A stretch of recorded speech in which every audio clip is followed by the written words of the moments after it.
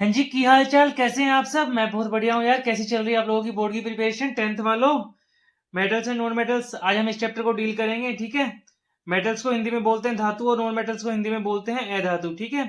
सबसे पहले मेटल्स की फिजिकल प्रॉपर्टीज हम लोग देखेंगे, ठीक है। मेटल्स की फिजिकल प्रॉपर्टीज क्या क्या होती हैं? लस्टर्स की प्रॉपर्टी शो करते हैं, यानी कि इनमें चमक होती है। मेलिएबिलिटी यानी कि शीट्स की फॉर्म में भी इनको कन्वर्ट किया जा सकता है। डक्टिलिटी यानी कि मेटल्स को वायर्स की फॉर्म में, तारों की फॉर्म में भी कन्वर्ट किया जा सकता है। सनरस यानी कि मेटल्स आवाज भी पैदा करते हैं। जब आप हथौड़े से किसी भी मेटल को स्ट्राइक करोगे तो वो टन टन की आवाज पैदा करता है ना। गुड कंडक्टर मेटल्स जो है वो हीट के भी और इलेक्ट्रिसिटी के भी, यानी कि ऊष्मा के भी और विद्युत के भी, दोनों के सुचालक होते हैं, कंडक्टर होते हैं। मेटल जनरली हार्ड होते हैं, कठोर होते हैं जनरली, ठीक है। नॉन मेटल यानी कि अगर मैं अधातुओं की बात करूं तो वो उनके अंदर चमक भी नहीं होती। नॉन लेस्टरस, नॉन मेलिएबिलिटी, ना ही वो आघात वर्धिता वाली प्रॉपर्टी शो करेंगे। नॉन डक्टिलिटी, ना वो तन्यता वाली प्रॉपर्टी शो करेंगे। नॉन सनरस, ना ही वो आवाज पैदा करेंगे। बेड कंडक्टर, ना ही वो हीट और इलेक्ट्रिसिटी के अच्छे कंडक्टर होते हैं, सुचालक होते हैं। सॉफ्ट, और ऊपर से सॉफ्ट होते हैं, हार्ड भी नहीं होते, ठीक है। अब मेटल्स की प्रॉपर्टी को थोड़ा डिटेल में डिस्कस करते हैं हम, ठीक है। लस्टर की अगर मैं बात करता हूं तो मेटल्स के अंदर चमक तो होती ही है। जैसे गोल्ड भी चमकता है, सिल्वर भी चमकता है, देखा तो होगा ही आपने, ठीक है। मेलिएबिलिटी की अगर मैं बात करता हूँ, मेलिएबिलिटी में क्या करते हैं, हम एक मेटल को पीट पीट के ना शीट्स की फॉर्म में कन्वर्ट कर देते हैं।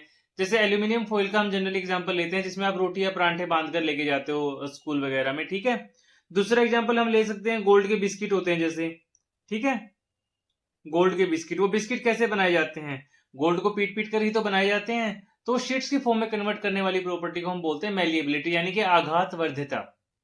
Next property is ductility. Ductility में क्या होता है कि एक मेटल्स को पीट पीट के वायर्स की फॉर्म में कन्वर्ट कर दिया जाता है, यानी कि तारों की फॉर्म में कन्वर्ट कर दिया जाता है।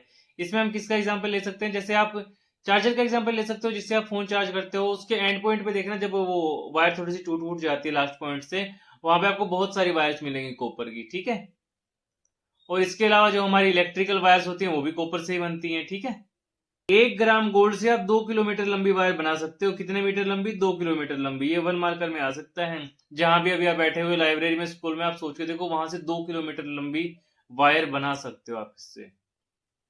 सनरस, जब भी आप हथौड़े से किसी भी मेटल पे हिट करोगे तो वो टन टन की आवाज तो पैदा करता ही है यार, उसी साउंड को सनरस बोलते हैं, ठीक है। जो मेटल किसी हार्ड सरफेस से टकराने पर साउंड पैदा करते हैं, ओके। कंडक्टर, सुचालक, यानी कि मेटल जो जनरली हीट और इलेक्ट्रिसिटी के कंडक्टर होते हैं, यानी कि ऊष्मा और विद्युत के सुचालक होते हैं। हीट के कंडक्टर में हमने कुछ एग्जांपल लिए हैं, सिल्वर और कॉपर, ठीक है। जो हमारे नॉन मेटल्स होते हैं, यानी कि जो हमारे अधातु होते हैं, वो या तो सॉलिड होंगे या वो गैसियस फॉर्म में होंगे, एक्सेप्ट ब्रोमीन। ब्रोमीन किस फॉर्म में होता है? ब्रोमीन होता है लिक्विड फॉर्म में, ठीक है। अब कुछ एक्सेप्शंस दे रखे हैं मेटल्स में भी नॉन मेटल्स में भी, उनको हम एक बार देख लेते हैं, क्योंकि यहां से 1 मार्कर में क्वेश्चन बन जाता है, ठीक है। केवल मरकरी एक ऐसा मेटल है जो हमें लिक्विड फॉर्म में मिलेगा। जनरली मेटल किस फॉर्म में होते हैं? सॉलिड फॉर्म में, ठीक है। गैलियम और सीजियम जो है, उनका मेल्टिंग पॉइंट बहुत ही कम होता है। जैसे उनको हथेली पे रखोगे ना, वो पिघल जाएंगे। आयोडीन एक ऐसा नॉन मेटल है, एक ऐसा अधातु है जो कि चमकता है। कार्बन के 2 एलोट्रोप के बारे में यहाँ पे बताया गया है, एक तो डायमंड और एक ग्रेफाइट। डायमंड कैसा होता है? बहुत हार्ड होता है भाई, very high melting point and boiling point, ठीक है। यानी कि बहुत ही ज्यादा हाई क्वथनांक और गलनांक होता है इनका। ग्रेफाइट की अगर मैं बात करता हूँ, ये इलेक्ट्रिसिटी का कंडक्टर होता है, सुचालक होता है।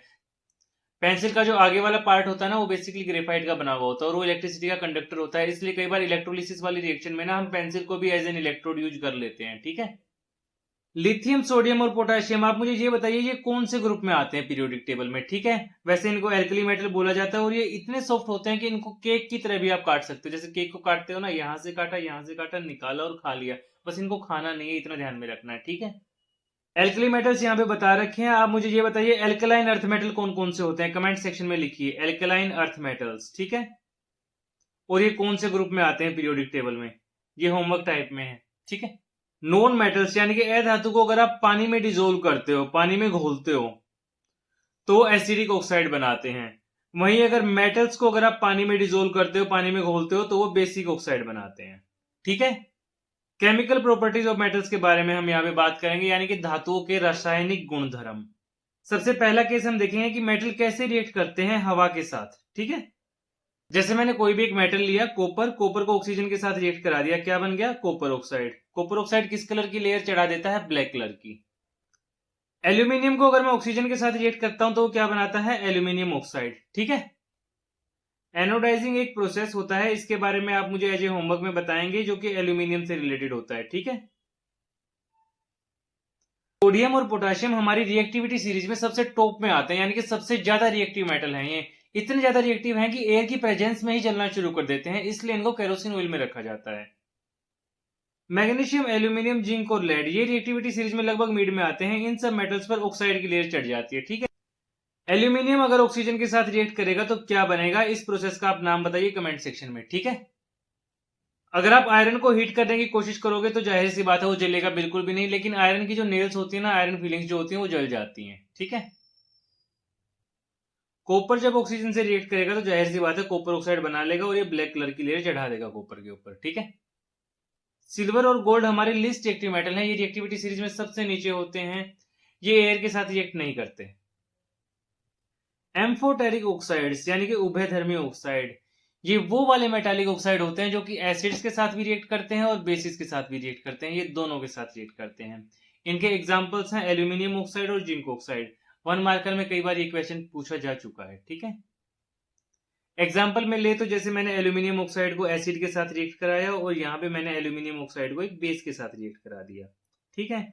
जब मैंने एल्यूमिनियम ऑक्साइड को एसिड के साथ रिएक्ट कराया तो सोल्ट मिला और वाटर निकला। जब मैंने एल्यूमिनियम ऑक्साइड को एक बेस के साथ रिएक्ट कराया तो भी सोल्ट मिला और वाटर निकल गया। रिएक्शन कैसे हुई, जैसे एल्यूमिनियम पे पॉजिटिव चार्ज, ऑक्सीजन पे नेगेटिव चार्ज, हाइड्रोजन पे पॉजिटिव, Cl पे नेगेटिव, इस पॉजिटिव ने इस नेगेटिव पे अटैक कर दिया तो AlCl3 बन गया और H2O बाहर निकल गया, राइट। अभी तक हमने देखा कि मेटल एयर के साथ कैसे रिएक्ट करते हैं, अब हम देखेंगे कि मेटल वाटर के साथ कैसे रिएक्ट करते हैं, यानी कि पानी के साथ, ठीक है। जब भी हमारे मेटल वाटर के साथ रिएक्ट करते हैं तो वो या तो वो मेटल ऑक्साइड बनाते हैं या मेटल हाइड्रोक्साइड बनाते हैं और हाइड्रोजन बाहर निकल जाता है, ठीक है। जब आप मेटल ऑक्साइड को वाटर के साथ रिएक्ट कराते हो तो मेटल हाइड्रोक्साइड बनता है, ठीक है। जैसे यहाँ पे हमने एग्जांपल ले लिया, एक हमने मेटल उठाया यानी कि पोटेशियम उठा लिया, उसको वाटर के साथ मैंने रिएक्ट करा दिया, बना क्या, मेटल हाइड्रोक्साइड और हाइड्रोजन बाहर निकल गई, जैसा कि यहाँ पे बताया गया था। सिमिलरली यहाँ भी मेटल हाइड्रोक्साइड बना है, यहाँ भी मेटल हाइड्रोक्साइड बना है, हाइड्रोजन बाहर निकल गई, ठीक है। This is our sodium hydroxide, this is our calcium hydroxide. तो पोटेशियम, सोडियम और कैल्शियम ये तीनों तो कोल्ड वाटर के साथ ही रिएक्ट कर लेते हैं, इनको कोई दिक्कत नहीं है ठंडे पानी के साथ रिएक्ट करने में। जब बात आती है एल्यूमिनियम, आयरन और जिंक की, यानी कि ये वाली पार्टी की, ये करते हैं वाटर की गैसियस फॉर्म के साथ रिएक्ट, यानी कि स्टीम के साथ रिएक्ट करेंगे ये। अब बात आती है मैग्नीशियम की, मैग्नीशियम हॉट वाटर के साथ रिएक्ट करता है सिर्फ, ठीक है। 1 मार्कर क्वेश्चन बनता है यहां से कि कौन सा किसके साथ रिएक्ट करता है। कैल्शियम और मैग्नीशियम की अगर हम बात करते हैं तो ये दोनों पानी की सतह पर फ्लोट करते हैं, क्योंकि हाइड्रोजन के बबल्स इनकी सतह पर चिपक जाते हैं, ठीक है। और ये आ गए हमारे लिस्ट रिएक्टिव मेटल्स, सिल्वर और गोल्ड, ये पानी के साथ रिएक्ट नहीं करते, हालांकि लेड और कॉपर भी पानी के साथ रिएक्ट नहीं कर रहे हैं, ठीक है। लेकिन लेड और कॉपर सिल्वर और गोल्ड से तो ज्यादा ही रिएक्टिव है। अब हमें देखना है कि हमारे मेटल एसिड्स के साथ कैसे रिएक्ट करते हैं, ठीक है। मैंने कोई भी मेटल उठाया, उस मेटल को डाइल्यूट एसिड के साथ रिएक्ट कर दिया, क्या बनेगा, सोल्ट बनेगा और हाइड्रोजन बाहर निकलेगी, ठीक है। ये मैंने कोई भी मेटल उठाया आयरन, इसको मैंने डाइल्यूट एसिड से रिएक्ट करा दिया तो सोल्ट बन गया और हाइड्रोजन बाहर। अब ये सोल्ट बना कैसे, फिर से सेम प्रोसेस, रिएक्शन रटनी नहीं है, इतना सा ध्यान रखो कि मेटल के ऊपर पॉजिटिव चार्ज, हाइड्रोजन पे पॉजिटिव, Cl पे नेगेटिव, ये पॉजिटिव इस नेगेटिव पे अटैक करेगा तो FeCl बन गया हमारा, FeCl2 और हाइड्रोजन बाहर। सिमिलरली नेक्स्ट वाले केस में एल्यूमिनियम पे पॉजिटिव चार्ज, हाइड्रोजन पे पॉजिटिव, Cl पे नेगेटिव, ये पॉजिटिव इस नेगेटिव पे अटैक करेगा, AlCl3 बनेगा और हाइड्रोजन बाहर। सिमिलरली मैग्नीशियम भी मेटल है, इस पे पॉजिटिव चार्ज, इस पे पॉजिटिव चार्ज, इस पे नेगेटिव, ये पॉजिटिव इस नेगेटिव पे अटैक करेगा, सोल्ट बनेगा, हाइड्रोजन बाहर। तो रटने की जरूरत है ही नहीं। अगर हम HNO3 के साथ रिएक्शन की बात करें तो कौन कौन से ऐसे मेटल हैं जो HNO3 के साथ रिएक्ट कर पाते हैं। HNO3 क्या होता है, हमारा नाइट्रिक एसिड, ठीक है भाई। जो हमारा HNO3 है ना, वो जबरदस्त ऑक्सीडाइजिंग एजेंट है, बहुत स्ट्रॉन्ग ऑक्सीडाइजिंग एजेंट है। ऑक्सीडाइजिंग एजेंट क्या होता है, जो दूसरों को ऑक्सीडाइज करता है और अपने आप रिड्यूस हो जाता है। अपने आप रिड्यूस होने का मतलब क्या है कि वो इनटेक ऑफ हाइड्रोजन करता है और उसके पास जो हाइड्रोजन होगी उसको तो वो छोड़ने वाला है नहीं, तो ये हाइड्रोजन प्रोड्यूस नहीं करता है, ठीक है। लेकिन उसके बावजूद हमारे पास दो शेर हैं, मैग्नीशियम और मैग्नीज। भाई साहब इन लोगों में ना इतनी पावर है, ये HNO3 से भी हाइड्रोजन एमिट करवा लेते हैं, दम है लोगों में, ये बात तो माननी पड़ेगी। और एक हमारे मिस्टर कॉपर को देखो, ये डाइल्यूट HCl से भी हाइड्रोजन नहीं निकलवा पा रहे हैं। क्या होगा बेटा तेरा, कुछ नहीं हो सकता, पढ़ा। शेम ऑन यू मैन, अपने बड़े भाइयों से कुछ सीख। एक्वा रिजिया की अगर हम बात करते हैं तो एक्वा रिजिया बेसिकली मिक्सचर होता है HCl, कॉन्सेंट्रेटेड HCl और कॉन्सेंट्रेटेड HNO3 का। कॉन्सेंट्रेटेड लगाना ना भूलना, ये कॉन्सेंट्रेटेड होता है, कॉन्सेंट्रेटेड मतलब गाढ़ा एकदम। तो कॉन्सेंट्रेटेड HCl और कॉन्सेंट्रेटेड HNO3 3:1 की रेशो में प्रेजेंट होते हैं, इसको बोलते हैं एक्वा रिजिया। कई बार आपसे क्वेश्चन ऐसे घुमा के पूछ लिया जाता है कि कॉन्सेंट्रेटेड HNO3 और कॉन्सेंट्रेटेड HCl की रेशो क्या होती है, तो यहाँ पे आंसर हो जाएगा 1:3। जबकि HCl और HNO3 है, अगर ऐसे चेंज है तो 3:1 आंसर होता है। इनको ना कई बार घुमा के उल्टा करके पूछ लेते हैं पेपर में। HCl को HNO3 की जगह पुट कर देंगे, HNO3 को HCl की तरह जगह पुट कर देंगे, तो थोड़ा सा ध्यान से करना, ठीक है। इसको ऐसे कर लो ना, जैसे HCl है, ये HNO3, जैसे फॉर्मूले बनाते थे ना, ये 3 यहाँ चला गया और ये 1 यहाँ चला गया, बस हो गया काम। तो HCl 3 पे आएगा, HNO3 1 पे आएगा। नेक्स्ट टॉपिक, नेक्स्ट जो हम बात करेंगे, हमारे मेटल कैसे रिएक्ट करते हैं सॉल्यूशंस ऑफ मेटल सोल्ट्स के साथ। कोई भी मेटल सोल्ट का सॉल्यूशन ले लो, कॉपर सल्फेट का सॉल्यूशन ले लो, ठीक है। कोई भी एक मेटल ले लो, जैसे मैंने आयरन लिया, कॉपर सल्फेट लिया, आयरन के ऊपर पॉजिटिव चार्ज, कॉपर पे पॉजिटिव चार्ज, सल्फेट पे नेगेटिव, ये वाला पॉजिटिव इस नेगेटिव पे अटैक कर देगा, FeSO4 को निकाल ले जाएगा और मिस्टर कॉपर बेचारे सिंगल हो जाएंगे। क्या यार, कॉपर की भी कोई जिंदगी नहीं है, वहां पे HCl के साथ भी रिएक्ट नहीं कर पा रहा था, यहाँ पे FeSO4 को चुरा के लेके जा रहा है। मिस्टर कॉपर को पावर अर्न करने की जरूरत है ना, नहीं तो ऐसे ही कोई भी आएगा अगली बार फिर से सल्फेट को निकाल के ले जाएगा, ऐसे थोड़ी ना चलेगा। मेहनत कर भाई तू, इसको बॉडी बनानी चाहिए ना बॉडी, मुझे भी लग रहा है यार बनानी तो चाहिए। जिम विम ज्वाइन कराते हैं भाई इसको। रिएक्टिविटी सीरीज की बात करते हैं कि कौन कितना रिएक्टिव है। रिएक्टिविटी सीरीज में बेसिकली होता क्या है, जो सबसे ज्यादा रिएक्टिव मेटल है ना वो तो आते हैं ऊपर, जैसे पोटेशियम है, सोडियम है, कैल्शियम है, और जो सबसे लिस्ट रिएक्टिव मेटल होते हैं वो आते हैं सबसे नीचे, जैसे कि हमारा सिल्वर है, गोल्ड है, प्लेटिनम है। ये मैं आपको दिखा देता हूं, ये है हमारी रिएक्टिविटी सीरीज, इसका स्क्रीनशॉट ले लेना आप, ठीक है। इसका स्क्रीनशॉट ले लीजिए ताकि इन फ्यूचर ये काम आएगी। सबसे पहले पोटेशियम आता है, फिर सोडियम, फिर कैल्शियम, फिर मैग्नीशियम, फिर एल्यूमिनियम, फिर मैंगनीज, फिर zinc, iron, cobalt, nickel, tin, lead, hydrogen, copper, mercury, silver, gold, platinum, ठीक है। मिस्टर कॉपर की जिंदगी तो यार कुछ ऐसी हो रखी है, जिन रास्तों से गुजरा ये दिल था, मंजिल मिली ना, प्यार न पाया। How do metals and non metals react. Metals और नॉन मेटल्स कैसे आपस में रिएक्ट करते हैं बताइए। यहाँ पे कुछ नॉन मेटल्स की लिस्ट दी गई है आपको, अब कंफ्यूज ना होना, क्योंकि कई बार बच्चे कंफ्यूज हो जाते हैं कि सर किस किस को नॉन मेटल माने, किसको मेटल माने। कई बार ना पेपर में भी ऐसा क्वेश्चन आ जाता है कि ये नॉन मेटल है या मेटल है, जैसे मरकरी पे आ गया कि ये मेटल है नॉन मेटल है, फोस्फोरस पे आ गया कि ये मेटल है नॉन मेटल है। बताइए फोस्फोरस, बताइए मेटल है नॉन मेटल है, बताइए। मेटल्स जनरली इलेक्ट्रॉन डोनेट कर देते हैं, जो नॉन मेटल्स है वो इलेक्ट्रॉन को एक्सेप्ट करते हैं। तो जो इलेक्ट्रॉन को डोनेट करेगा उसके ऊपर पॉजिटिव चार्ज होता है, जो एक्सेप्ट करेगा उस पर नेगेटिव चार्ज होता है। पॉजिटिव चार्ज वाले को हम कैटायन बोलते हैं यानी कि धनायन, नेगेटिव चार्ज वाले को हम एनायन बोलते हैं यानी कि ऋण आयन। जब भी हम किसी मेटल को नॉन मेटल से रिएक्ट कराएंगे, मान लो आपने सोडियम को क्लोराइड से रिएक्ट करा दिया, ठीक है। सोडियम का एटॉमिक नंबर क्या है 11, तो कॉन्फ़िगरेशन क्या होगा 281। क्लोरीन का एटॉमिक नंबर क्या है 17, इसका कॉन्फ़िगरेशन क्या होगा 287। बेटा ये जो एटॉमिक नंबर है ना, ये आपकी 9th क्लास के एनसीईआरटी में दे रखे हैं, एक बार ना लर्न कर लेना पेपर से पहले। कम से कम 18 एटम तो उसमें दे रखे हैं, और 19 पे हमारा पोटेशियम आता है और 20 पे हमारा कैल्शियम आता है, ठीक है। 20 तक लर्न कर लो, काम चल जाएगा, ठीक है। सोडियम का एटॉमिक नंबर है 11, तो इलेक्ट्रॉनिक कॉन्फ़िगरेशन क्या होगा 2, 8 और 1। लास्ट शेल में कितने इलेक्ट्रॉन है 1। अब या तो ये 7 ले सकता है या फिर ये 1 डोनेट कर सकता है, क्योंकि ऑक्टेट तो कंप्लीट करना पड़ेगा। तो इसके लिए 7 इलेक्ट्रॉन लेना आसान है या 1 इलेक्ट्रॉन छोड़ना आसान है बताइए। जाहिर सी बात है 1 इलेक्ट्रॉन छोड़ना आसान है। तो सोडियम के लास्ट शेल में ये जो 1 इलेक्ट्रॉन है ना, ये अपने इस 1 इलेक्ट्रॉन को छोड़ देगा और क्लोरीन को दे देगा, ठीक है। और क्लोरीन के पास लास्ट शेल में कितने इलेक्ट्रॉन है 7।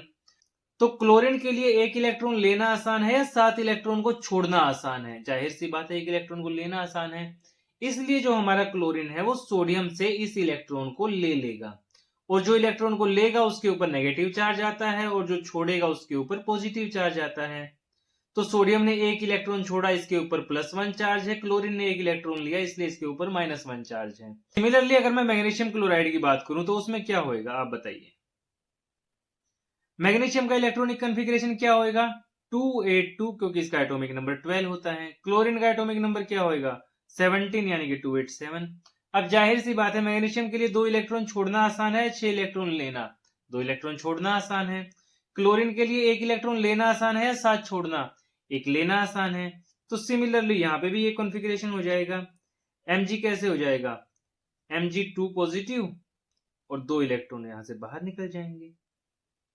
मैग्नीशियम की लास्ट सेल में कितने इलेक्ट्रॉन है? 2 इलेक्ट्रॉन है, 1 और 2। तो मैग्नीशियम इलेक्ट्रॉन किसको देगा? क्लोरीन को देगा। क्लोरीन कितने इलेक्ट्रॉन ले सकता है? क्लोरीन 1 इलेक्ट्रॉन ले सकता है ऑक्टेट पूरा करने के लिए। तो 1 इलेक्ट्रॉन इस क्लोरीन के पास चला जाएगा, 1 इलेक्ट्रॉन इस क्लोरीन के पास चला जाएगा। तो जाहिर सी बात है फाइनली क्या होगा? मैग्नीशियम ने कितने इलेक्ट्रॉन दिए हैं? 2 इलेक्ट्रॉन। तो मैग्नीशियम पे कितना चार्ज आ जाएगा? +2। क्लोरीन ने कितने इलेक्ट्रॉन लिए हैं? क्लोरीन ने लिए हैं 1-1 इलेक्ट्रॉन लिया है क्लोरीन ने, ठीक है। तो क्लोरीन के ऊपर कितना चार्ज आ जाएगा? 2 क्लोरीन हो जाएंगे, क्योंकि 2 क्लोरीन ने 1-1 लिया है, तो माइनस चार्ज। आयनिक कंपाउंड या इलेक्ट्रोवैलेंट कंपाउंड कौन से होते हैं? जो ट्रांसफर ऑफ इलेक्ट्रॉन से बनते हैं, जैसे सोडियम और क्लोरीन से बना था सोडियम क्लोराइड, ठीक है। जैसे मैग्नीशियम और क्लोरीन से बना है मैग्नीशियम क्लोराइड।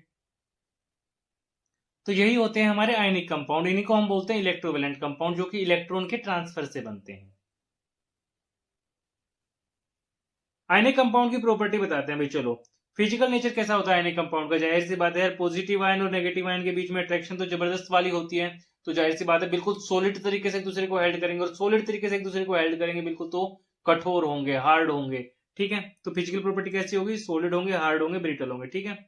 मेल्टिंग और बॉइलिंग पॉइंट, जाहिर सी बात है आयनिक आयनिक बॉन्ड बड़ा ही स्ट्रॉन्ग होता है यार। जब स्ट्रॉन्ग बॉन्ड होगा तो जाहिर सी बात है उसको तोड़ने के लिए आपको ज्यादा एनर्जी देनी पड़ेगी, ज्यादा हीट देनी पड़ेगी। तो उनका मेल्टिंग पॉइंट और बॉइलिंग पॉइंट क्या हो जाएगा? बहुत ज्यादा हाई। उनका क्वथनांक और गलनांक कैसा हो जाएगा? बहुत ज्यादा हाई, क्योंकि उनको तोड़ना इजी थोड़ी ना होता है। सोल्युबिलिटी की बात करें, आयनिक कंपाउंड यार देखो वाटर में तो सोल्यूबल होते हैं। जाहिर सी बात है कितनी बार हमने इलेक्ट्रोलाइटिक रिएक्शन में वाटर को यूज किया है, आयन को तोड़ा है करंट पास करा के। तो वाटर में तो ये सोल्यूबल होते हैं, लेकिन पेट्रोल और केरोसिन में नहीं होते यार, ठीक है।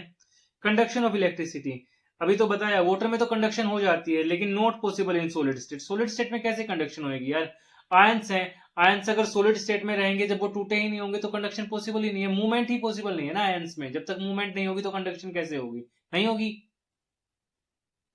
अकरेंस ऑफ मेटल्स, धातुओं को आप कैसे प्राप्त कर सकते हो, इसके बारे में भी हम जानकारी लेंगे। मिनरल्स क्या होते हैं? अर्थ की जो सबसे ऊपर वाली लेयर होती है ना, अर्थ क्रस्ट जिसको बोलते हैं, उसमें बहुत सारे मिनरल्स पाए जाते हैं। जैसे कि सिलिकेट्स के काफी सारे पाए जाते हैं, फेल्डस्पेर वगैरह पाए जाते हैं, ठीक है। अर्थ अर्थ क्रस्ट में नेचुरली पाए जाने वाले एलिमेंट्स और कंपाउंड्स, ठीक है। ओर्स क्या होते हैं? कुछ स्थानों पर जो हमारे मिनरल्स होते हैं ना, मिनरल्स के अंदर एक पर्टिकुलर टाइप का मेटल होता है, उस मेटल्स को प्रॉफिटेबली एक्सट्रैक्ट किया जाता है, जो कि काफी फायदेमंद होता है यार हमारे लिए, उसको बोला जाता है ओर्स। जैसे कि हेमेटाइट होता है, हेमेटाइट किसका ओर है? आयरन का। बॉक्साइट किसका ओर है? एल्यूमिनियम का। ये रहे एग्जांपल, ठीक है। सिनेबार, सिनेबार का केमिकल फॉर्मूला बताइए। अगर आप पढ़ चुके हो तो आप इसका फॉर्मूला बता सकते हो, नहीं तो आगे आएगा ही, ठीक है। गैंग, ये स्कूल वाली बैक बेंचर्स की गैंग की बात बिल्कुल भी नहीं हो रही है, जो स्कूल से बाहर निकलते ही बेल्टे चलाते हैं, जो सीधी सी बात है फटाफट फटाफट कर देते हैं स्कूल से छुट्टी होने के बाद। ये वो वाला गैंग बिल्कुल भी नहीं है, ये इंप्योरिटीज वाला गैंग है, ठीक है।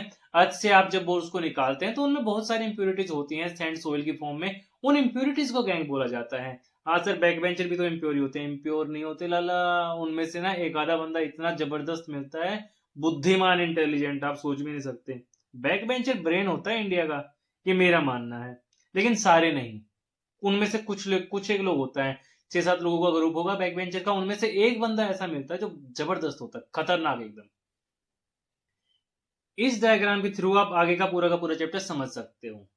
जैसे हमारे पास कॉन्सेंट्रेशन ऑफ ओर होती है, मेटल हमारे पास 3 फॉर्म में मिलेंगे, जो हाई होंगे रिएक्टिविटी सीरीज में, मीडियम होंगे और जो लो होंगे रिएक्टिविटी सीरीज में। हाई में कौन कौन से आते हैं? पोटेशियम है और सोडियम है, ठीक है, ये वाले आएंगे। मीडियम में क्या आएंगे? एल्यूमिनियम है, जिंक है, आयरन है, ये आ जाएंगे। लो रिएक्टिविटी सीरीज में क्या आएंगे? गोल्ड आ जाएगा, सिल्वर आ जाएगा, प्लेटिनम आ जाएगा, ठीक है। जो हमारे हाईली रिएक्टिव हैं, जो बहुत ज्यादा रिएक्टिव होंगे, बहुत ज्यादा ताकतवर होंगे, उनमें से मेटल को निकालना काफी मुश्किल काम है, इसलिए उनको करंट लगाया जाता है। इलेक्ट्रिक करंट देंगे, उनको शॉक देंगे, तब वो मेटल निकल के आएगा उनमें से, ठीक है। तो इसलिए इलेक्ट्रोलिसिस किया जाता है जो हाईली रिएक्टिव मेटल है उनके साथ। जो medium of the reactivity series में होते हैं ना, ये 2 टाइप के और बनाते हैं, एक तो कार्बोनेट और बनाते हैं, एक सल्फाइड और बनाते हैं। सल्फाइड और के साथ क्या किया जाता है? उनके साथ रोस्टिंग की जाती है। कार्बोनेट और के साथ कैल्सिनेशन किया जाता है, और इनको ऑक्साइड की फॉर्म में कन्वर्ट किया जाता है। ऑक्साइड की फॉर्म में कन्वर्ट करने के बाद एक रिड्यूसिंग एजेंट उठाया जाता है, कोई भी कार्बन जैसा, उस रिड्यूसिंग एजेंट का यूज करके मेटल को प्रॉफिटेबली एक्सट्रैक्ट किया जाता है, ठीक है। और जो लो इन द रिएक्टिविटी सीरीज है, ये जनरली पाए जाते हैं सल्फाइड ओर्स की फॉर्म में। इनको ऑक्साइड में कन्वर्ट किया जाता है पहले रोस्टिंग वाले मेथड से। ऑक्साइड में कन्वर्ट करने के बाद इनसे मेटल इजीली निकाला जा सकता है। इनमें 3 स्टेप है हमारे पास अकरेंस ऑफ मेटल्स के लिए, enrichment of ores, extraction of metals and refining of metals. ठीक है, step is enrichment of ores, यानी कि अयस्कों का समृद्धिकरण, ओर्स से इंप्योरिटीज का निकालना, ये होता है एनरिचमेंट का मतलब। यहाँ पे कुछ मेथड दिए गए हैं, hand picking, hydraulic washing, froth flotation, chemical separation. Hand picking जैसे कि यार कई बार ना गेहूं चावल वगैरह हम लाते हैं, उनमें कंकड़ पत्थर होते हैं, तो उनमें से हम छांटते हैं ना, कुछ ऐसा ऐसा होता है हैंड पिकिंग। ठीक, छानकर या चुंबक द्वारा भी एनरिचमेंट किया जाता है। एक्सट्रैक्शन ऑफ मेटल्स, जो लो रिएक्टिविटी सीरीज में होंगे उनका एक्सट्रैक्शन अलग तरीके से होगा, मीडियम वालों का अलग से और हाई रिएक्टिविटी वालों का अलग से, जैसा मैंने अभी आपको डायग्राम में बताया। जो लो होंगे रिएक्टिविटी सीरीज में उनका एक्सट्रैक्शन कैसे होगा, मरकरी सल्फाइड ले लिया यानी कि सिनेबार, ये लो इन द रिएक्टिविटी सीरीज है। ठीक है, HgS को सीधा ऑक्साइड में कन्वर्ट किया गया और ऑक्साइड से सीधा मेटल बना लिया गया। ठीक है, एक्सट्रैक्ट किया जाता है लो इन द रिएक्टिविटी सीरीज में जो मेटल है उनसे। जैसे सल्फाइड ओर था, सल्फाइड ओर को ऑक्साइड में कन्वर्ट किया और फिर ऑक्साइड ओर से सीधा मेटल निकाल लिया। ठीक है, मीडियम में जो मेटल है रिएक्टिविटी सीरीज में वो या तो सल्फाइड के ओर्स की फॉर्म में मिलेंगे या मिलेंगे कार्बोनेट के ओर्स की फॉर्म में। ठीक है, तो जो सल्फाइड के ओर्स की फॉर्म में मिलेंगे उनके साथ तो किया जाएगा रोस्टिंग का प्रोसेस यानी कि भ्रजन। कार्बोनेट के ओर्स की फॉर्म में जो होंगे उनके साथ किया जाएगा कैल्सिनेशन का प्रोसेस। ठीक है, रोस्टिंग वाले मिलेंगे सल्फाइड की फॉर्म में, तो सल्फाइड से ऑक्साइड बनाया जाएगा। ठीक है, कैल्सिनेशन में कार्बोनेट से ऑक्साइड बनाया जाएगा। ठीक है, फर्क क्या है रोस्टिंग और कैल्सिनेशन में? रोस्टिंग और कैल्सिनेशन में फर्क ये है कि यहाँ पे जो हीट होती है ना वो strongly in the presence of excess air होती है, और यहाँ पे हीट होता है strongly in the limited air. और यहाँ पे जिसको ऑक्साइड में कन्वर्ट किया जाता है वो होते हैं सल्फाइड और यहाँ पे जिसको ऑक्साइड में कन्वर्ट किया जाता है वो होते हैं कार्बोनेट और। ठीक है, अब ऑक्साइड में अब जब जिंक ऑक्साइड में कन्वर्ट हो चुका है तो अब जिंक ऑक्साइड से अब हमें मेटल को निकालना है। जिंक ऑक्साइड से मेटल को निकालने के लिए हम एक रिड्यूसिंग एजेंट यूज करेंगे, दैट इज कार्बन। तो जिंक ऑक्साइड को कार्बन के साथ रिएक्ट करेंगे तो हमें जिंक मिल जाएगा, प्रॉफिटेबली हमारा जिंक निकल जाएगा, इधर कार्बन मोनोऑक्साइड बन जाएगा। ठीक है, कार्बन क्या है? कार्बन एक रिड्यूसिंग एजेंट है which reduces the other substances and itself gets oxidize. Oxidize होता है वो आपको दिख भी रहा होगा, कार्बन ने इससे ऑक्सीजन छीन ली और खुद ऑक्सीडाइज हो गया। ठीक है, तो रिड्यूसिंग एजेंट कौन से होते हैं? जो दूसरों को रिड्यूस करते हैं और खुद ऑक्सीडाइज हो जाते हैं, जैसे कार्बन हो गया। Extraction of metals of high reactivity, high reactivity वालों से आप मेटल कैसे एक्सट्रैक्ट करोगे बताइए? हाई रिएक्टिविटी वालों से मैं एक्सट्रैक्ट करने का एक ही तरीका, उनको करंट लगा दो, सीधी सी बात है। इलेक्ट्रोलिटिक रिडक्शन करिए, इलेक्ट्रोलिटिक रिडक्शन में क्या होएगा? जो हमारा सोडियम क्लोराइड है, सोडियम में पॉजिटिव चार्ज, क्लोरीन पे नेगेटिव चार्ज। पॉजिटिव चार्ज कौन से रोड पे जाएगा? कैथोड वाले रोड पे यानी कि नेगेटिव वाले पे। क्लोरीन यानी कि नेगेटिव चार्ज कौन से वाले रोड पे जाएगा? पॉजिटिव वाले रोड पे यानी कि एनोड वाले रोड पे। ठीक है, और अलग अलग हो जाएंगे। रिफाइनिंग ऑफ मेटल्स में हम क्या सीखते हैं? रिफाइनिंग ऑफ मेटल्स का यार बहुत सीधा सा प्रोसेस है, 2 स्ट्रिप लोगे आप।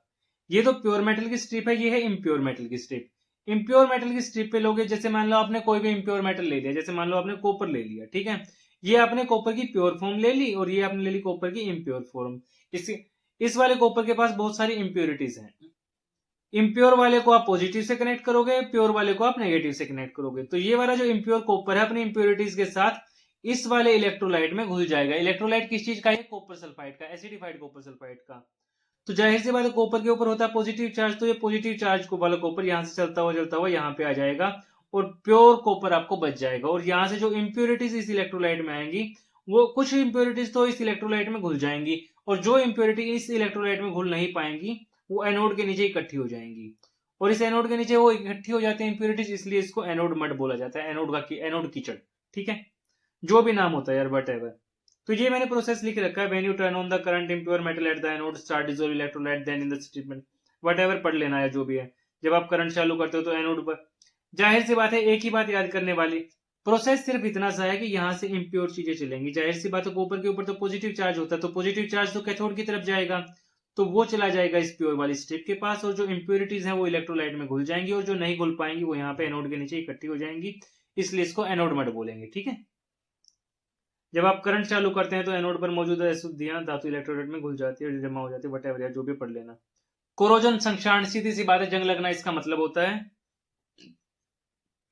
जंग लगने के लिए 2 चीजें चाहिए, एक तो मॉइस्ट चाहिए आपको, एक आपको एयर चाहिए, यानी कि आर्द्रता और वायु चाहिए आपको। ठीक है, सिल्वर को अगर जंग लगेगा तो वो ब्लैक कोटिंग क्रिएट करेगा, कॉपर पे अगर जंग लगेगा तो वो ग्रीन कोटिंग क्रिएट करता है, आयरन पे जंग लगता है तो वो ब्राउन कोटिंग क्रिएट करता है। 1 मार्कर में ये चीज पहले भी पूछी जा चुकी है, आगे भी पूछी जाएगी।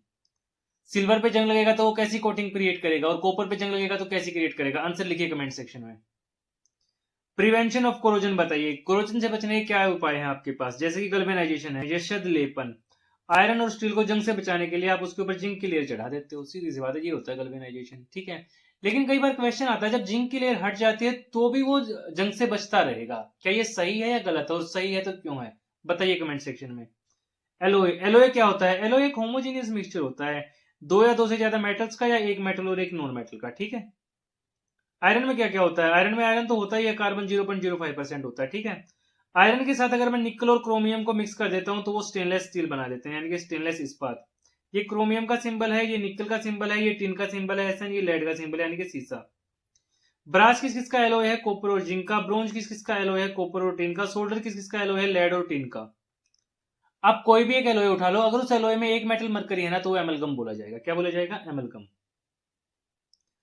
ये वाली रिएक्शन याद कर लेना यार, ये एक थर्माइट रिएक्शन है, ठीक है। थर्माइट रिएक्शन किस लिए की जाती है, थर्माइट रिएक्शन ये होती है रेलवे ट्रैक्स को ज्वाइन करने के लिए, किसको ज्वाइन करने के लिए, रेलवे ट्रैक्स को ज्वाइन करने के लिए, ठीक है। इस रिएक्शन को बताइए ये किस लिए है, जल्दी बताइए, इसका नाम भी बताइए फटाफट। कोरोजन से बचने के 6 तरीके बताइए, बता दो यार, लिख दो, ये तो लिख ही दो। Value of pure gold, pure gold कितने कैरेट का होता है यार, 22 कैरेट का होता है या 24 कैरेट का होता है, बताइए।